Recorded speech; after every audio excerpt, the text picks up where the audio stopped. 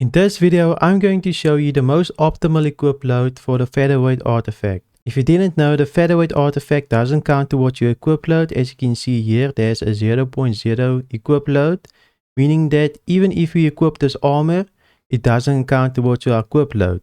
This also means that we can gain more armor in light equip, medium equip, and so on. So we can use this artifact to gain more armor in total. Now let's talk about the most optimal equip loads for the Featherweight artifact. If you want a light equip load with the Featherweight, this is your best setup. Of course, you can interchange your head, your arm piece, and your boots. So for example, your hands can be heavy and your legs can be light. Since your head, your hands, and your boots all weigh the same, so you can interchange these pieces. But you will have to have light and of course the Featherweight artifact. And as you can see, your total armor will increase to 31%. So if you were just a normal light player, but you decided to switch to Featherweight and use this setup, your armor will increase to 31%. So this is actually a huge increase. Now let's move on to the medium setup. As you can see here, if you use the Featherweight with a medium setup, your armor will only increase by 4%. I would say this isn't worth, since you can just use another artifact to gain more benefit.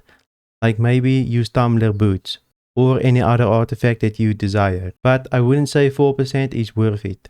If you use a light setup with a round shield, your armor will increase to almost 40%. So as you can see here, just use this setup down here below to gain your light equip load when using a round shield.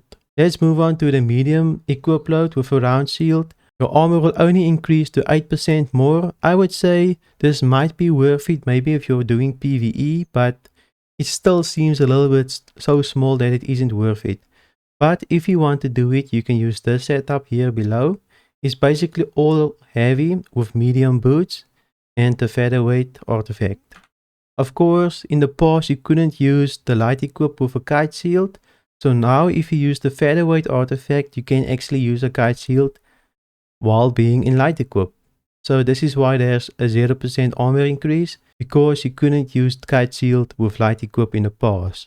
Moving to the medium kite shield, basically you get a 17% armor increase. I would say this is actually worth it. And of course, here's the setup you're going to use. Sadly, even with the Featherweight artifact, you can't use a tower shield in light equip. So if you're a flail user, you're out of luck, you won't be able to use a tower shield in light equip. But there's good news for the medium users. If you use this artifact, you basically gain a 30% armor increase, which is definitely worth it. And this is the setup you're going to use, as you can see here down below. Now that you have all of the setups, I actually compiled a spreadsheet with all of the equip loads for the Featherweight artifact. So down here below you can see light, medium, light, round shield, and so forth. So if you want the spreadsheet, you can go to my Ko-fi link down below in the description. If you've liked this video, go give me a follow on Twitch. I'm almost at 50 followers.